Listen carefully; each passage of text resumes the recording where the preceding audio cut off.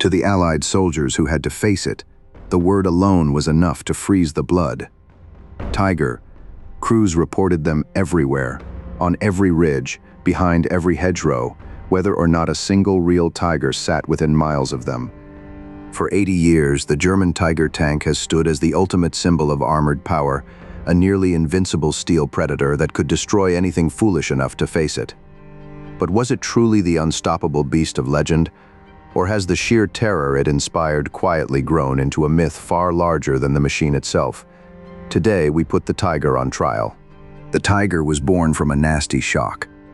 When Germany invaded the Soviet Union in 1941, its tank crews ran headlong into two Soviet machines they were simply not prepared for, the T-34 and the heavier KV tank. These Soviet designs carried thick, cleverly sloped armor that shrugged off many German shells, and guns that could punch straight back through the German tanks in return. For the first time in the war, German tankers found themselves outmatched on the battlefield, and the experience frightened their high command badly. They demanded an answer, and they demanded it quickly. What they wanted was a new heavy tank that could dominate any battlefield it rolled onto, carrying armor thick enough to defy enemy fire, and a gun powerful enough to kill at ranges where the enemy could not even shoot back. The result, rushed into service in the second half of 1942, was the Panzer VI, the tank the world would come to know as the Tiger. What made the Tiger so feared began with its gun. It carried a version of the legendary German 88mm gun, a weapon first made famous as an anti-aircraft cannon, which had been discovered, almost by accident, to be a superb killer of tanks. Mounted inside the Tiger and paired with excellent German gun sights, that gun could reach out and destroy an enemy tank at well over a mile away, often before the enemy even knew the Tiger was there, and long before their own weaker guns could reach it in return. In the brutal arithmetic of tank warfare, whoever shoots first and hits usually wins, and the Tiger was built to always shoot first. Then, there was its armor. The front of the Tiger was clad in steel around 4 inches thick, and in 1942 and 43, that was very close to impenetrable for most of the guns the Allies could bring to bear. Enemy shells that would tear straight through any other tank simply cracked and bounced off the Tiger's hide.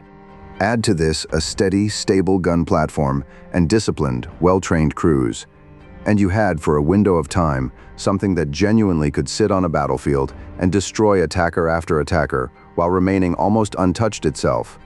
That part is not a myth.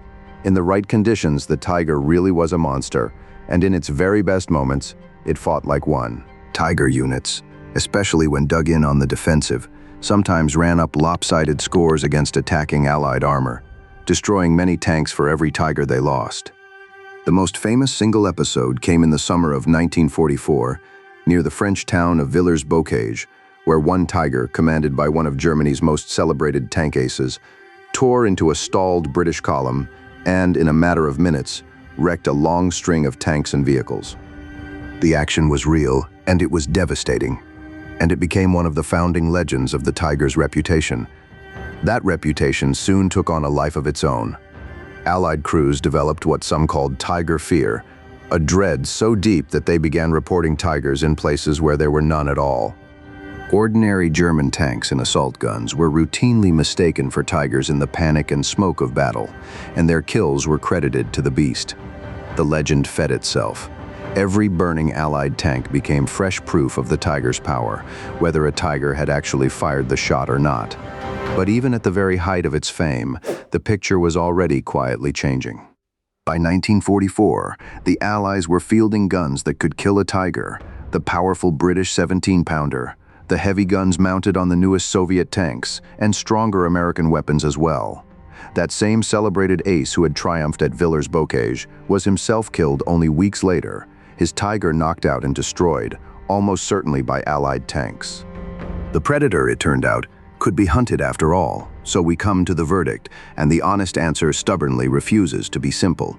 The Tiger was not overrated as a fighting machine. In a straight duel, in the years when it first appeared, it truly was one of the most dangerous tanks in the world, and pretending otherwise would be its own kind of myth. But the word unstoppable is exactly where the legend cracks apart, because the Tiger was stopped constantly, and most often not by the enemy at all. It was stopped by itself, The Tiger was quite simply a mechanical nightmare. It was enormously heavy, close to 60 tons, and its complex design proved terribly fragile out in the field. Its transmission and its final drives, the parts that turned raw engine power into movement, were pushed far beyond their limits by all that weight, and they failed again and again and again. Its intricate, tightly packed road wheels clogged with mud and then froze solid with ice in the Russian winter, locking the whole tank motionless in place. A huge share of every Tiger lost in the war was never knocked out in battle at all. They broke down or ran dry of fuel and then had to be blown up and abandoned by their own crews, because recovering a stranded 60-ton monster under fire was so difficult that it was frequently just impossible. And then there is the problem that quietly decided everything, the problem of cost and numbers. The Tiger was fantastically expensive and painfully slow to build, devouring scarce resources and skilled labor that Germany simply could not spare. Across the entire war, only around 1,350 Tigers were ever completed. In that very same span, the Soviet Union and the United States were turning out their more modest tanks, the T-34 and the Sherman, by the tens of thousands. A single Tiger might well destroy 5 enemy tanks before it finally fell. But if the enemy could build 20 machines to replace those 5, and you could not replace your one, then every one of those glorious duels was really just another step toward defeat. The Tiger won battles that Germany could not afford to fight. The famous kill ratios deserve a careful, skeptical eye as well. Some of them are perfectly real, the product of that superb gun, those fine optics and skilled crews, often fighting from prepared defensive positions in ideal conditions. But the numbers were also badly inflated by the fog of war, by Tiger fear crediting the beast with kills it never actually made, by proud crew claims, and later by memoirs and Cold War fascination that turned German tank aces into larger-than-life heroes. Historians still argue over exactly how much to trust these figures, and the honest position is caution. The Tiger was genuinely deadly.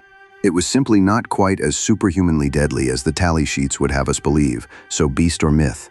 The truest answer is that it was somehow both at once, and fully neither. It was a genuinely superb weapon, wrapped inside a legend it could never quite live up to, and it was undone in the end, not by any lack of quality, but by its own fragility, its ruinous expense, and the merciless mathematics of a war built on mass production. Its legacy is strange, and it is lasting. As a weapon of war, the Tiger failed to save Germany, and it could never possibly have saved it. But as an idea, it cast a very long shadow. The blend it represented, heavy armor and a hard-hitting gun married onto a single powerful chassis, pointed the way toward how tanks would be designed for decades afterward. And as a legend, the Tiger simply refuses to fade. It remains the tank that people picture first, the one that fills films and games and imaginations alike, remembered as far more invincible than it ever truly was. Very few machines in all of history have been so genuinely good, and yet so thoroughly overrated at the very same time. And that, in the end, is the real story of the Tiger. Behind the towering myth were ordinary men in a cramped, hot steel box, feared by their enemies and just as often betrayed by their own machine, fighting with a magnificent tank that their country could neither build in the numbers it needed nor keep running long enough to matter. The Tiger teaches a lesson that its own legend usually drowns out completely. In war, it is not always the finest weapon that wins. It is the one you can build and fuel and repair and put back into the field again tomorrow. The Tiger was a masterpiece, and a masterpiece you cannot afford is still, in the end, a road that leads to defeat.